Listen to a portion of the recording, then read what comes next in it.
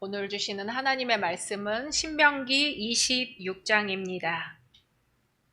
신명기 26장 5절에서 9절 말씀까지, 신명기 26장 5절에서 9절 말씀까지 한 절 한 절 교독하시겠습니다. 너는 또 내 하나님 여호와 앞에 아뢰기를 내 조상은 방랑하는 아람 사람으로서 애굽에 내려가 거기에서 소수로 거류하였더니 거기에서 크고 강하고 번성한 민족이 되었는데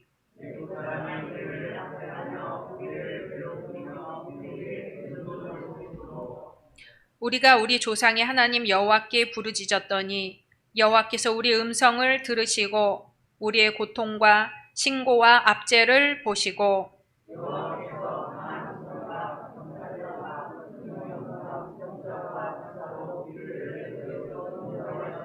같이 이곳으로 인도하사 이 땅 곧 젖과 꿀이 흐르는 땅을 주셨나이다. 아멘. 누가복음 4장 18절 19절 말씀입니다. 누가복음 4장 18절 19절 말씀 한 목소리로 같이 봉독하겠습니다. 주의 성령이 내게 임하셨으니 이는 가난한 자에게 복음을 전하게 하시려고 내게 기름을 부으시고 나를 보내사 포로된 자에게 자유를 눈먼 자에게 다시 보게 함을 전파하며 눌린 자를 자유롭게 하고 주의 은혜의 해를 전파하게 하려 하심이라 하였더라. 아멘. 우리 사도행전 교회의 핵심같이 함께 선포하겠습니다. 오직 예수, 오직 복음, 오직 교회, 오직 하나님의 나라. 아멘. 올해 받으신 약속의 말씀 함께 암송하겠습니다. 시편 52편 8절 말씀. 나는 하나님의 전에 있는 부족한 나무 같으며 하나님 자신을 영원히 지으리로다. 아멘. 말씀대로 이루어 주실 줄로 믿습니다. 저의 스승이신 김혜영 목사님을 이 시간 소개할 수 있게 되어 매우 기쁩니다. 김혜영 목사님은 서울에 있는 서울제일교회를 섬기고 계신데요. 그 교회는 우리 교단에서 제로 웨이스트 운동으로 매우 앞장서 있는 교회 중에 하나입니다. 매우 많은 예산을 들여서 기후위기에 대응할 수 있는 인재들을 양성하고 있는 교회이기도 하고요. 그래서 에너지의 소비를 최소화하기 위해서 그 교회는 이제 목사 가운을 입지 않고 설교를 하시는 것 같아요. 그래서 옷을 매우 가볍게 입으셨고 저도 이번에 배워서 가볍게 이제 가운을 입지 않고 한번 예배를 인도하고 있습니다. 김혜영 목사님은 한신대 신학과 명예교수이시고 한국여신학자협의회 공동대표를 역임하셨고 한국여성신학회 회장을 역임하셨습니다. 특별히 이번 8.15와 관련해서 말씀을 드리면 6.15 공동선언 남측위원회 학술본부 공동위원장을 역임하셨고 6.15 공동선언 남측위원회 기획위원회 부위원장으로 수고하고 계십니다. 또한 항일 여성 독립운동 기념사업회 이사로 또 계십니다. 2006년 10월 스승 박순경 박사와 함께 북조선을 방문하여 평양 봉수교회 주일 예배에 참석하셨고요. 남포와 묘향산, 금강산을 방문하셨습니다. 또한 평양 신학원 신학생을 대상으로 한 박순경 선생님의 신학 강의 후 자담회에 참석을 하셨고 이외에 국내뿐 아니라 중국, 일본, 미국, 캐나다에서의 통일운동에 참여하셨으며 다수의 주제 강연을 하셨습니다. 이 시간 김혜영 목사님 나오실 때에 우리 할렐루야로 맞이해 주시면 좋겠습니다. 할렐루야. 제가 이걸 벗고 하겠습니다.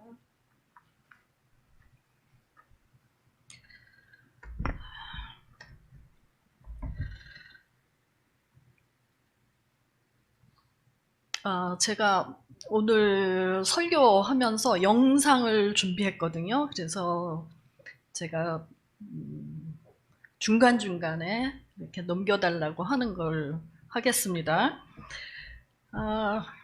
또 한 가지 제가 우리 조관순 목사로부터 오늘 설교 부탁을 받았을 때 8.15 해방 광복절 저는 그렇게 알고 왔는데 사실은 우리 교단에 오늘 주일은 평화통일 주일로 지내고 있어요. 그래서 제가 다음에 다시 한번 오겠습니다.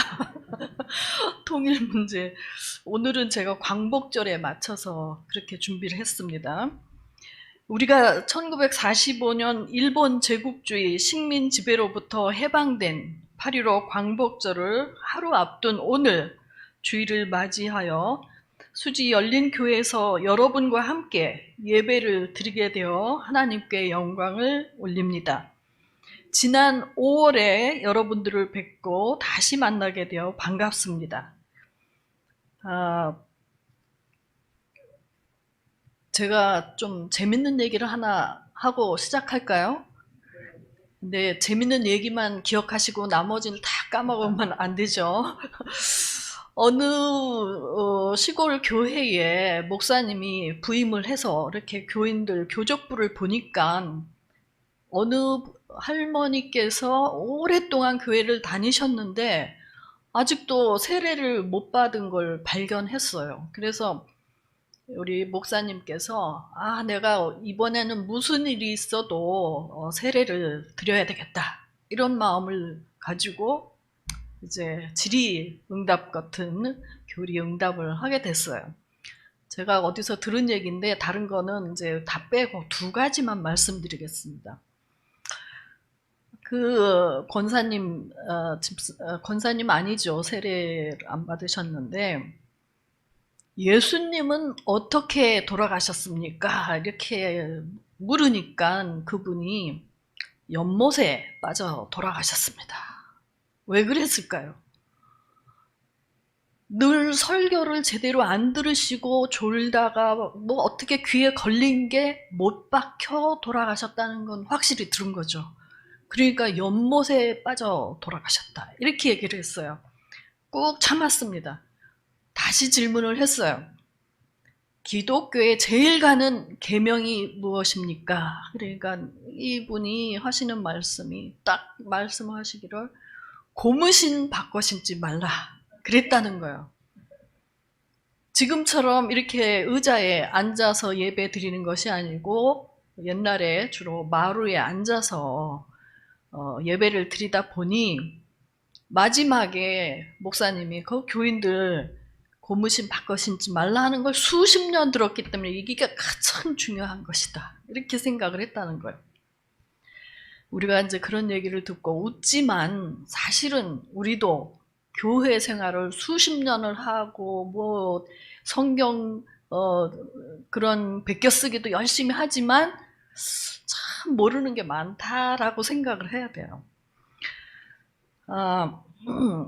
그 광복절에 관계된 영상물을 좀 보여주십시오. 네, 계속 보여주세요. 우리가 기뻐하는 거죠. 그 다음에 그 항복 일본에 또 오열하는 그 일본 사람들이 항복한 걸 보고 오열하는 거고 이제 무기 반납하는 그런 게 나왔습니다. 저는 오늘 8.15 광복절을 기념하는 주일을 위해 우선 신명기 26장 5절부터 9절을 성경 본문으로 택했습니다. 출애굽기는 극적인 긴 얘기를 다루고 있는 반면에 1장부터 40절까지 긴 이야기죠. 근데 신명기 26장에서 5절, 9절은 아주 핵심적으로 출애굽 사건을 제시하고 있습니다. 오늘의 신명기 본문은 이스라엘의 족장 이야기에서부터 출애굽을 거쳐 땅 점유에 이르기까지 하나님 구원의 전체 역사를 단 5줄만으로 제시하고 있습니다.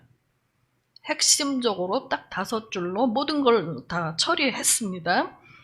자, 이스라엘은 모든 미래를 위한 보증과 시련의 시대에 신앙이 의지할 수 있었던 보장을 출애굽 사건에서 보았습니다. 출애굽 7장 14절에서부터 11장 10절에는 애굽의 바로가 이스라엘 백성을 해방시키지 않음으로써 여호와께서 애굽에 10가지 재앙을 내리는 이야기가 나옵니다. 이 10가지 중에 3가지만 빼고 7가지 재앙에 꼭 나오는 말이 있는데, 그 말은 뭐냐 하면 여호와께서 내 백성을 보내라, 그들이 나를 섬길 것이다 라는 말씀이 반복되어 있습니다. 여기서 내 백성을 보내라 하는 건 영어 성경에는 Let my people go 이렇게 되어 있어요. 내 백성을 가게 하라.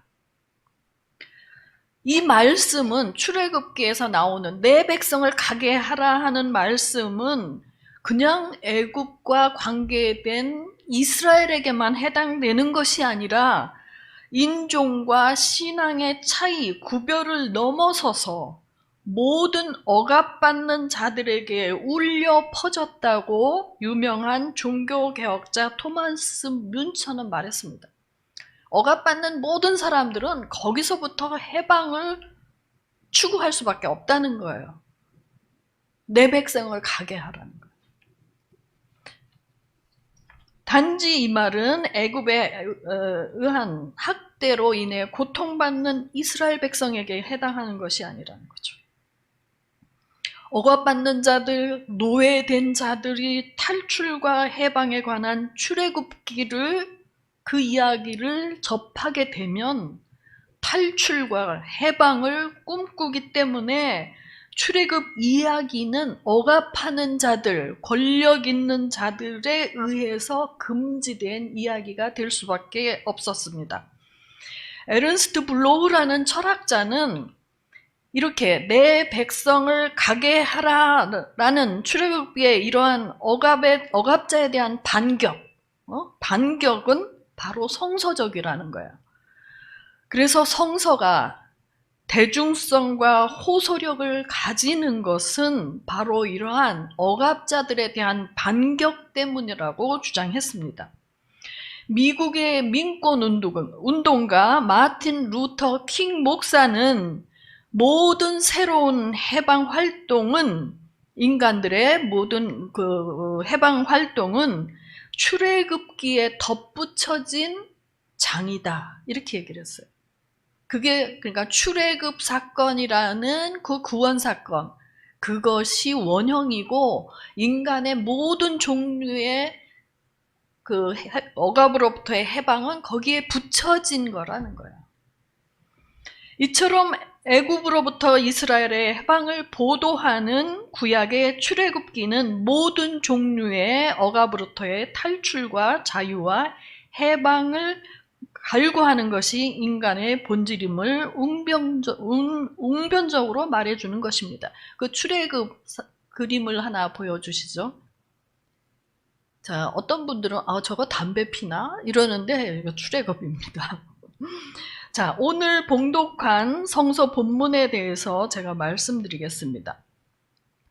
출애굽 사건 이야기는 이스라엘이 자자손손 이어가야 하고 회상되어야 하는 것인데, 이것은 과거에 일어난 한갓 끝난 역사가 아니라 모든 이스라엘의 각 세대마다 야훼로부터 그때그때 이스라엘의 지금과 여기에서 일어나야 하며, 이러한 사실을 받아들일 자세를 갖추어야 했던 것입니다. 그래서 이스라엘의 그 출애굽에 동참했던 그 이스라엘 그 선조들과 모든 이스라엘의 세대는 그 출애굽 사건을 회상하고 지금 여기서 그것을 늘 경험해야 되는 동시성, 그리고 공통의 경험으로 갖추어야 되는, 받아들여야 하는 그런 이야기였다는 거죠. 그런데 이 출애굽 사건의 끊임없는 회상은 율법과 계명의 준수와 맞물려 있습니다. 이스라엘은 이러한 율법과 계명을 하나님의 구원 선물로 찬양했습니다. 그러나 율법과 계명이 이스라엘 공동체의 그 구원으로 이해되지 못하게 되자 문제가 발생합니다. 신명기 9장 5절 이하에 의하면 이스라엘이 땅을 차지하게 된 것은 이스라엘 너희들이 의롭고 정직해서가 아니라 가나안 족속들의 사악함 때문에 주 너의 하나님이 그들을 너희 목전에서 쫓아내신다는 것입니다. 하나님과 인간의 관계, 그리고 인간과 인간 사이의 관계와 규제, 교훈이 지켜지지 않을 때 이스라엘은 타락하게 됐고 하나님의 출애굽이라는 구원 사건의 선물로 주어진 땅에서 토해내어진다, 쫓겨난다는 거예요. 이처럼 계명을 듣고 준수하느냐에 못하느냐에 의해 이스라엘의 생과 사가 결정되었다는 사실입니다. 즉 부모에 대한 공경, 노약자들의 보호, 올바른 상거래라는 경제활동을 뒷받침하는 그런 그 기준치들이 올바로 지켜지느냐 않느냐 하는 구체적인 삶의 관계들이 논해져 있습니다. 그 다음 그림을 좀 봅시다. 자자손손 교육해야 되죠. 그리고 돌봐야 합니다. 그 다음 노약자들을 돌보고, 그 다음 이제 그 저울을 다는 그 상인의 눈이 약간 이상합니다. 왜?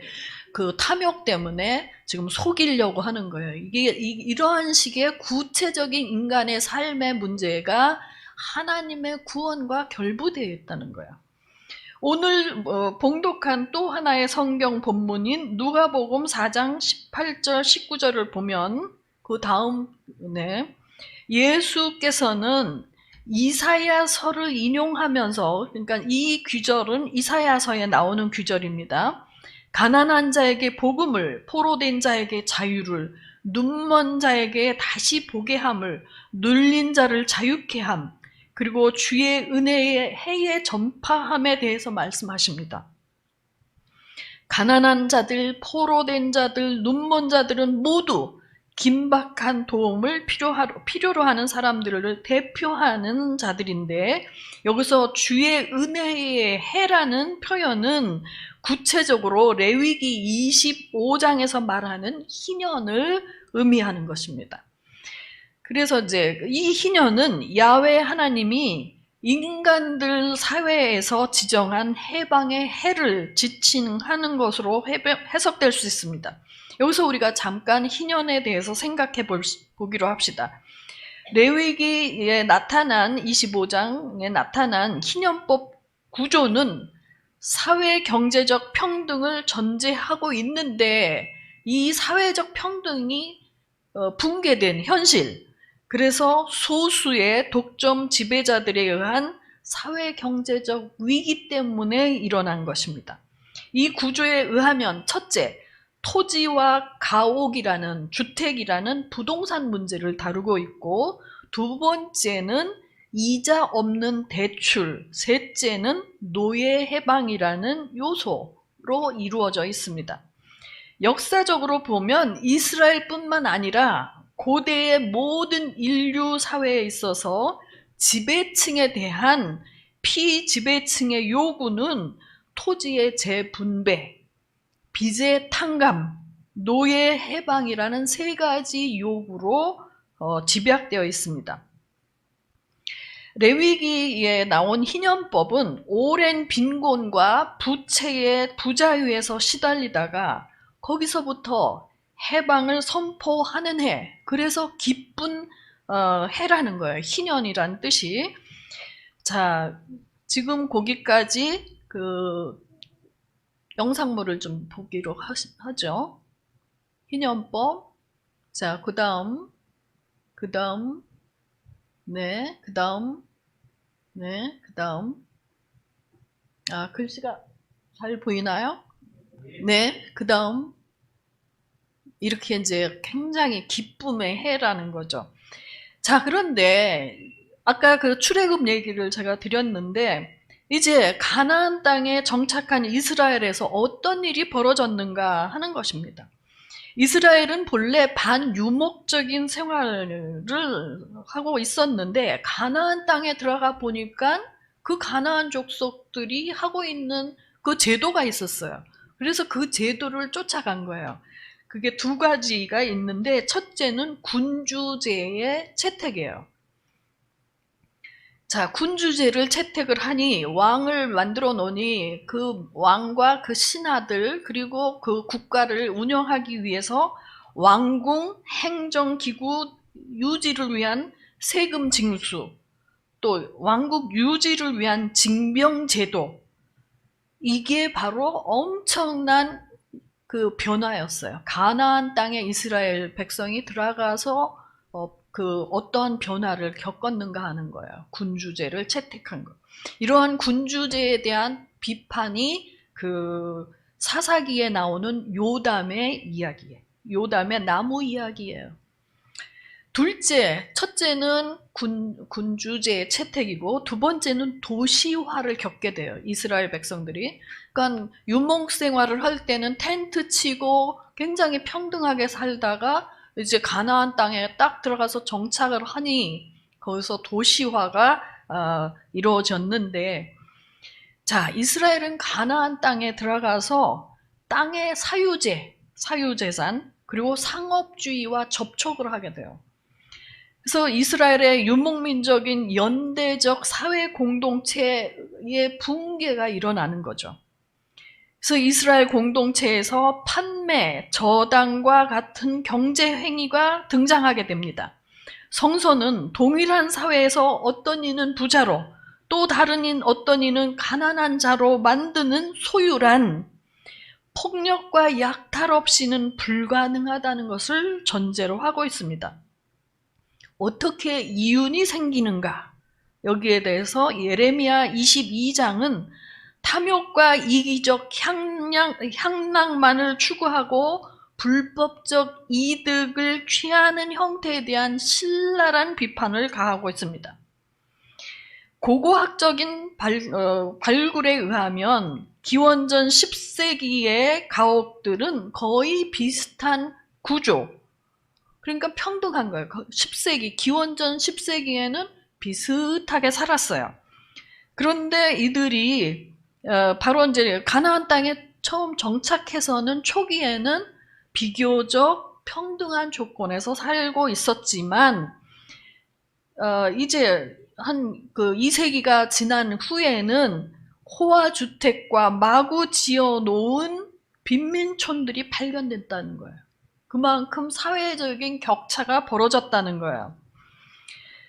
자, 그래서 이사야 5장 8절, 미가서 2장 2절에는 예언자들이 그 신랄한 비판을 하고 있는데, 애굽의 종살이에서 야훼께서 이들을 구원시켜서 가나안 땅에 들어가게 해놨더니 이스라엘 동족끼리 빈부격차를 조성하고 동족의 부자가 동족의 가난한 자들을 노예로 삼고 있다는 사실에 대한 규탄입니다.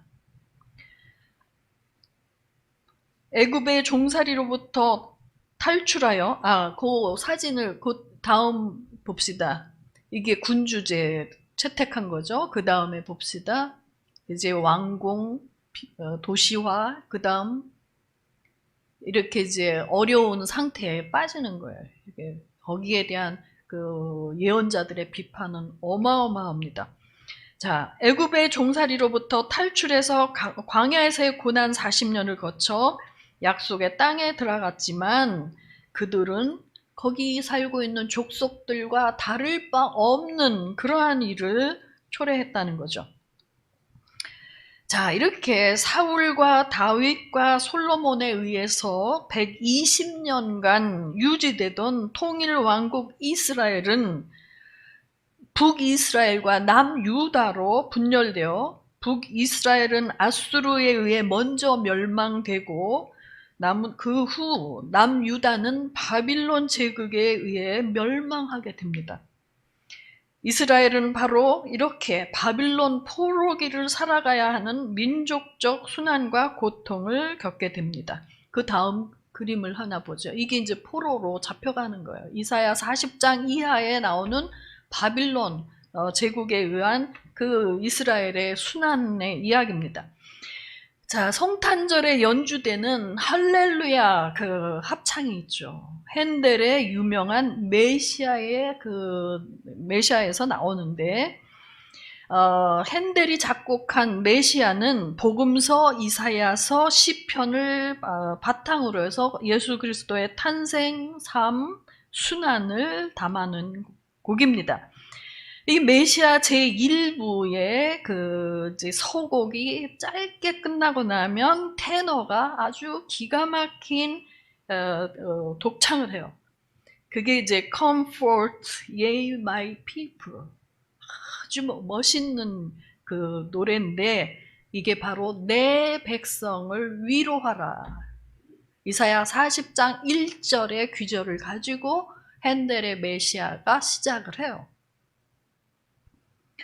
자, 그래서 출애굽기에서 야훼 하나님은 애굽의 바로 왕에게 내 백성을 가게 하라. Let my people go. 이렇게 얘기를 했어요. 바빌론 포로기에 처해진 이스라엘을 위해서 야훼 하나님은 이사야 40장 1절에서 내 백성을 위로하라 라고 명하십니다. 이사야 40장 이하는 출애굽에 관한 회상과 맞먹는 또는 그것을 뛰어넘는 더 극적인 출바빌론의 사건을 선포하는 거예요. 이사야 40장 이하를 보면은 그게 있어요. 그래서 출애굽과 출바빌론에 대한 비교도 우리가 공부해야 되죠. 성경 공부를. 전부 다 이야기는 뭐냐 하면 출애굽, 출바빌론 전부 억압됐던 사람들이 해방을 얻는 거예요. 우리가 8.15 해방, 민족적인 해방의 그 기쁨을 누리는 것과 같은 이야기입니다. 자, 우리는 8.15 광복절에, 그러면 옛날에 우리 독립투사들이 그렇게 고난을 받아서 우리가 해방됐다, 이제 됐으니까 달력에 빨간 날 어디로 놀러 갈 것인가. 이거 여기서 끝나면 안 되겠죠. 그래서 이러한 광복절과 결부해서 우리의 미래는 어때야 하는가 하는 것입니다. 우리 민족이 일제로부터 일제에게 국권을 빼앗기게 되자 이걸 되찾기 위해서 벌인 고투에 대해서 잠깐 언급하겠습니다. 1905년 을사 늑약 사건을 계기로 해서 국권 회복을 위한 민족운동이 벌어졌고 1894년 동학농민전쟁에 반봉건 반제국주의 투쟁이 일었습니다. 1895년 명성왕후 시해 사건에서 촉발된 을미사변과 단발령을 계기로 시작된 항일의병운동이 있었고 19년 3.16 독립항쟁이 벌어졌고 그 이후 45년까지 우리는 엄청난 고투를 벌여왔습니다. 동학의 포덕문이 나옵니다. 그 다음 장면을 좀 봅시다. 서양은 싸우면 이기고 공격하면 탈취하여 이루지 못하는 일이 없고 천하를 진멸한다. 이렇게 서양 세력의 위세를 잘 알면서도 동학은 의기를 들어 보국 안민으로서 생사의 맹세를 하노니라는 동학 창교의 포고문에 나타난 의지로서 우리 민족 주체성을 확보하기 위해서 힘겹게 분투하였고 30여만 명이 장렬하게 죽어갔습니다. 나라를 찾기 위해서 30만 명이 죽어갔어요. 일본 제국주의에 의해 국권을 상실하게 될 지경에 이르자 거국적으로 일어난 항일의병운동은 그 후 국내외에서 전개된 항일투쟁운동의 기반이 되었습니다. 제가 이제 하나 더 읽겠습니다. 그 다음 하나, 이게 지금 동학혁명, 그 다음 전봉준. 자, 조선에서 자란 소년들이여, 가슴에 피 용솟음 치는 동포여, 울어도 소용없는 눈물을 거두고 결의를 굳게 하여 모두 일어서라. 한을 지우고 성스러운 싸움으로 필승의 의기가 여기에서 띈다. 이 글은 대표적인 항일 무장단체의 의열단을 조직하고 이끈 약산 김원봉의 아내 박차정 독립투사가 작사한 조선혁명 간부학교 교가입니다. 우리 선조들이 목숨을 바쳐 해방운동을 펼침으로써 마침내 8.15 광복을 이루었기 때문에 세계 패권 다툼이 지금까지 그치지 않고 더욱더 격렬하게 부딪히는 동북아에서 우리의 삶을 지금 우리가 영위하고 있지 않습니까? 그 다음 거 보여주시죠. 의열단, 그 다음 박차정, 김원봉 그 부부입니다. 그러나 우리는 일본 제국주의 압제로부터 8.15 해방의 기쁨을 누릴 틈도 없이 우리 민족은 남북으로 분단됐습니다. 우리 민족 분단에서부터 오늘에 이르기까지의 역사 전체를 논할 시간적 여유도 없고 그럴 만한 자리도 아니기 때문에 지나간 역사에 대해서는 제가 중단하고 오늘 우리가 처한 상황에 대해서 잠깐 생각해 보기로 합시다. 1980년대 이후 미국 주도의 신자유주의 물결로 인해 사회 양극화와 중산층의 몰락이 전 세계적인 현상으로 나타났습니다. 전 세계적인 사회 양극화와 중산층의 몰락이 인류 공동체의 극심한 경쟁과 갈등을 불러일으켰습니다. 코로나19로 인해 사회적 거리두기로 온 국민이 힘든 상황에 처해 있을 때 보리스 존슨 영국 총리와 그 강요들은 파티를 즐기다가 총리 자리에서 물러나게 됐습니다. 이 존슨 영국 총리의 사회적 이동성 위원회 의장, 그러니까 사회적 이동성 위원회라는 게 있어요. 그러니까 하층 계급이 거기서 맨날 사는 게 아니라 그래도 좀 더 나은 계층으로 올라갈 수 있도록 독려하는 그런 장관인데 이 장관이 아주 말도 안 되는 소리를 합니다. 이 여자 장관인데 이 사람은 이런 말을 해요. 경비원의 딸이 옥스퍼드나 케임브리지에 가는 것에 집착해서는 안 된다. 그 가난한 경비원들, 낮은 계층의 자녀들이 뭐하러 그 굉장한 대학 갈 필요 없다. 모든 사람들이 회계사, 금융가, CEO가 될 필요가 없다고 주장했다는 거예요. 우리는 이러한 사회적 양극화된 노동시장에서 점점 커지는 사회적 불평등의 근본 문제를 인식하고 해결하기 위해 노력하지 않고서는 사회적 계층 이동과 교육을 말할 수 없다는 것을 모두 소리 높여 외치고 있습니다. 그래서 이런 말이 있다는 거예요. 끈끈한 바닥, 그러니까 밑바닥 사람들은 위로 올라오지 못하도록 끈끈이를 붙여두는 거죠. 그리고 사회 상층부에 있는 사람들은 끈끈한 천장, 그들은 절대로 내려오지 않도록, 그래서 그 사회 양극화를 고착화시키는 오늘의 세계는 도대체 누가 어떻게 개혁하겠는가? 안 된다는 거예요. 근데 우리는 그런 생각을 하죠. 나는 좀 평등하게 그러고 싶은데 저 사람이 자식들을 엄청난 교육을 시켜서 유학도 보내고 뭐 이러는데 나만 그런 거 안 하면 큰일 나겠네. 그래서 나만 해봤자 소용이 없어. 이렇게 우리가 살아오고 있다는 거예요. 자, 그런데 우리 민족 어떤 민족입니까? 한강에서 뭐를 시켜도 짜장면이 배달되죠. 배달의 민족. 그죠? 그런데 이렇게 외국인들이 봤을 때 한국 사람들 대단하다고 지금 난리가 났는데 이렇게 자랑스러운 대한민국의 이면은 어떤가요? 자, 그 다음 그 사진을 좀 보겠습니다. 2021년 영국에서 조사한 결과에 의하면 한국은 국제사회에서 사회 집단 간 갈등이 가장 심각한 갈등 공화국으로 공인되었다는 거예요. 전 세계에서 한국이 갈등 공화국의 1위라는 거예요.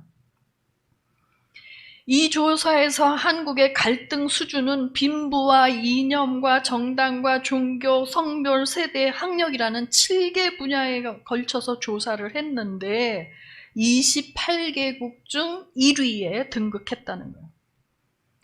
빈부 갈등은 세계 최고 수준의 경제적 불평등이 낳은 결과라고 합니다. 더 무서운 것은 한국인들이 세계에서 가장 불평등을 사랑한다는 거예요.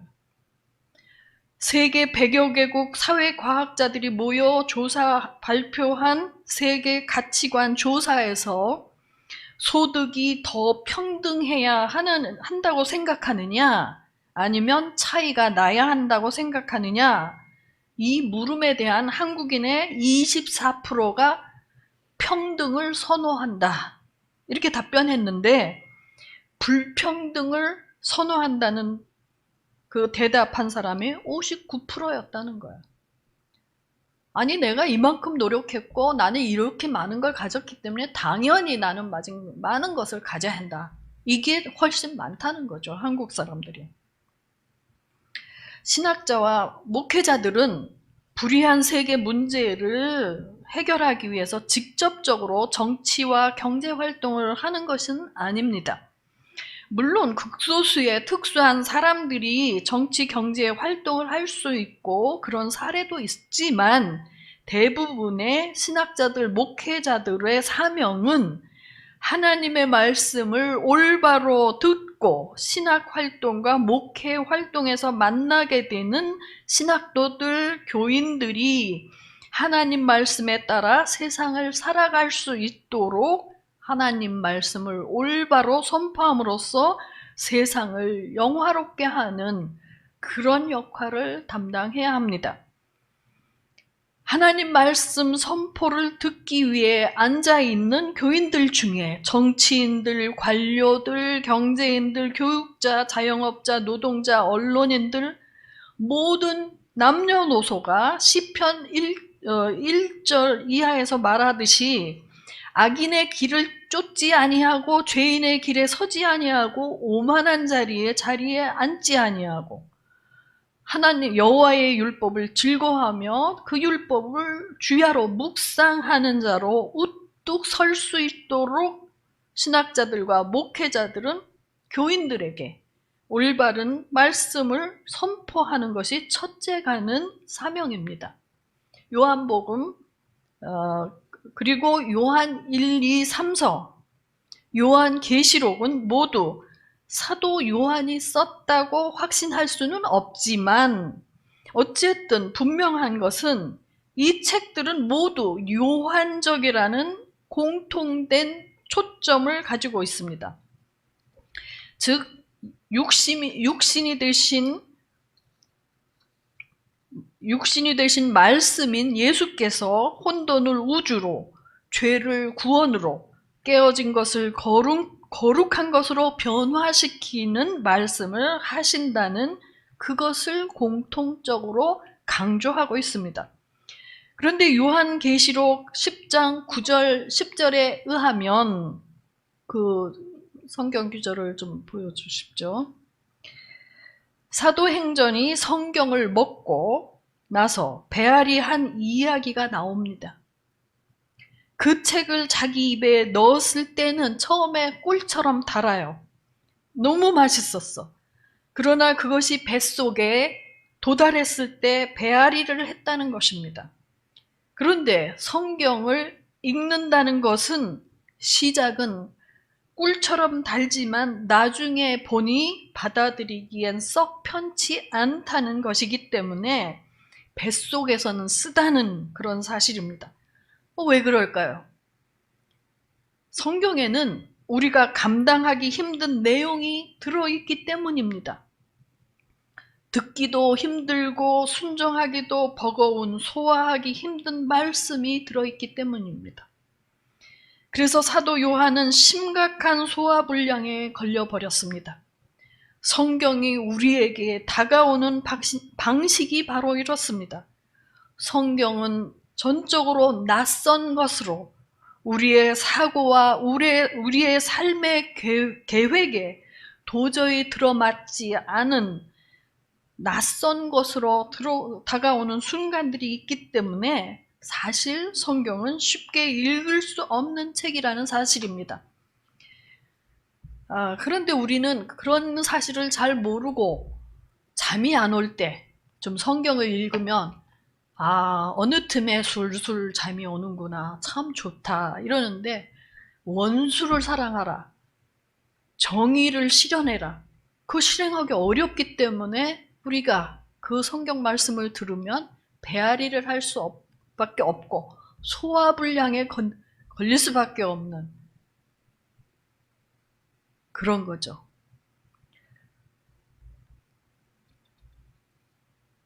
자, 그 다음 장면을 보여주세요. 제가 지금 말씀드린 거, 이 책을 먹으라 하는 그 책이 있습니다. 그 책에 요한의 이 이야기가 나옵니다. 아름답습니다. 여러분들도 읽어보세요. 그 다음에, 자, 꿈꾸는 소리하고 자빠졌네 라는 그 송경동 시인의 시집 제목이 있는데, 이 책을 소개하면서 김한민이라는 작가는 환상하고 자빠지자라는 글을 썼습니다. 환장이 아니에요. 환장하지 말고 환상. 아시겠죠? 환상. 우리가 어떤 비전을 보고 꿈을 꾸고 그러는 미래 전망. 남미의 유명한 작가의 100년 동안의 고독이라는 책에는 이런 이야기가 나와요. 어느 마을 주민들이 전염성 불면증에 걸렸는데 이들은 잠을 못 자니까 꿈을 꾸지 못하고, 꿈을 꾸지 못하니까 기억 상실로 이어진다는 그런 이야기가 나온다는 거예요. 잠의 종말이라는 책에서는 잠을 빼앗긴 현대인들의 처지를 개탄하지만 잠만 잔다고 해서 꿈을 꾸는 건 아니다. 꿈꿀 줄 알아야 한다라는 그런 장면이 나온다는 거예요. 유명한 어떤 그 야노마미족이라는 거기에 샤먼, 그러니까 무당이죠. 그 사람이 무슨 얘기를 하냐면, 백인들은 꿈꿀 줄 모른다. 꿈을 꿔도 자기밖에 못 꾼다. 이렇게 조롱했다는 거예요. 그래서 이 사람, 이 원주민에게 있어서 꿈꾸기라는, 우리가 꿈을 꾼다는 것은 그 제규어라는 그 동물 또는 하늘을 나는 새로 변신해서 가장 멀리 가보는 것, 또 내가 아닌 타자가 되는 것이라고 합니다.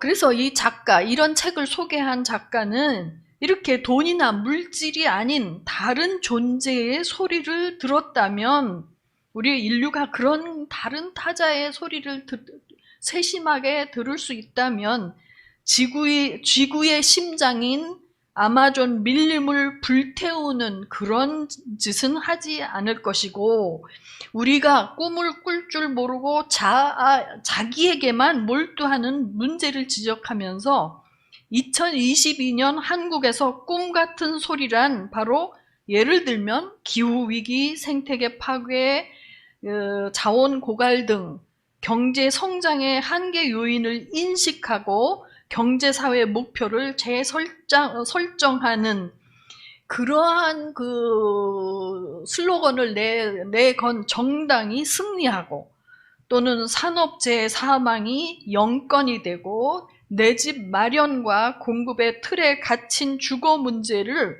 공공주거의 상상력을 복원해서 해결하고 10년 안에 배기가스 배출 자동차를 퇴출한 다음에 30년 후에는 우리가 지금 마구 써대고 있는 에너지 의존도를 그걸 줄이고 1년에 25억 개 사용하는 일회용 컵도 없이 음료를 마실 수 있고 성적 지향 때문에 차별받지 않는 등등, 이러한 그런 세상을 실현시킬 환상과 꿈을 함께 꾸어나가자는 의미에서 환상하고 자빠지자라는 글을 썼습니다. 우리 인류는 이런 종류의 환상과 꿈을 전혀 실현 가능성이 없다고 그렇게 보통 생각할 때에 그런 꿈을 꾸기를 마다하지 않았습니다. 노예제 시대의 사람들은 노예제 폐지를 꿈꿨고, 인종차별 시대에 인종차별의 종식을 꿈꿨으며, 여성차별과 남성 중심주의에 맞서서 여성 해방을 꿈꾸고 투쟁하며 모든 종류의 억압과 차별을 종식시키며 전진하며 오늘에 이르렀습니다. 성서적으로 말하면 새하늘 새 땅에 대한 대망과 비전을 품고 예언자들은 불의한 권력자들과 세상에 맞서서 싸웠습니다. 토지와 가옥이라는 부동산 문제, 이자 없는 대출, 노예 해방이라는 세 가지 요소들로 이루어진 희년법 사상에 대해 사람들은 그런 희년 제도란 실현된 적이 없기 때문에 별 의미가 없다라고 생각하는 그런 경향을 가지고 있지만, 저런 희년법이 실현된다면 사실 인류, 특히 아무것도 가진 것 없고 가난하고 권력을 박탈당한 사람들에게는 그것이 바로 실질적인 구원이며 해방인 것입니다. 새하늘 새 땅 그 자체가 아니겠습니까? 우리는 세상이 암울하면 암울할수록 그런 위대한 희망을 꿈꿀 수 있어야 합니다. 성서가 말하고 증언하는 샬롬, 평화란 과부와 고아, 나그네 된 자와 종, 가난한 자와 억눌린 자들의 권리가 모두 관철되는, 그게 바로 샬롬인 거예요. 성경에서 줄기차게 우리에게 과부, 고아, 나그네, 가난한 자들에 대한 돌봄과 관심을 촉구하지 않습니까? 저들이 인간답게 살게 되고 고통과 억압과 억울함에서부터 벗어나면 절로 노래하고 춤추는 그런 세상이 바로 평화의 상태이며 모든 공동체의 행복이기 때문입니다. 새하늘 새 땅에 대한 대망과 출애굽 사건에 비해 더 놀라운 방식으로 이스라엘을 바빌론 제국으로부터 해방시키는 출바빌론 이야기에서 절정에 달하는데, 그 새하늘 새 땅에 대한 대망이 이사야 40장 이하의 출바빌론 사건에서 나와요. 그런데 무슨 얘기가 나오냐 하면, 이스라엘이 바빌론 포로로부터 해방되어 행진해 가는 그 길은 단지 인간들, 이스라엘 백성들의 해방에 그치지 않고 사막이 낙원이 되며 산들과 언덕들이 소리 높여 노래하며 들의 모든 나무들이 손뼉치는, 이사야 55장 12절에 나와. 그런 방식으로 온 피조물, 생태계 전반의 구원과 해방의 성취를 기뻐하는 엄청난 환상과 비전으로 제시되어 있습니다. 오늘 우리는 8.15 광복절 77주년을 맞이해서 이 광복의 기쁨을 온 교회가 함께 기뻐하며 오늘 우리가 직면해 있는 모든 사회, 정치, 경제적 불의와 모순을 그냥 어쩔 수 없는 것인데, 그러니까 그냥 이렇게 저렇게 살다 가지, 이래서는 안 된다는 거예요. 하나님의 뜻이 세상에서 펼쳐질 수 있는 믿음을 다지는 귀한 시간이 우리 모두에게 임하길 간절히 기원합니다. 내 백성을 가게 하라, 내 백성을 위로하라는 하나님의 명령은 출애굽 사건과 출바빌론 사건의 시대를 넘어서서 오늘도 여전히, 그리고 더욱더 강력하게 전 세계에 울려 퍼져야 하는 하나님의 명령임을 우리는 힘차게 선포해야 합니다.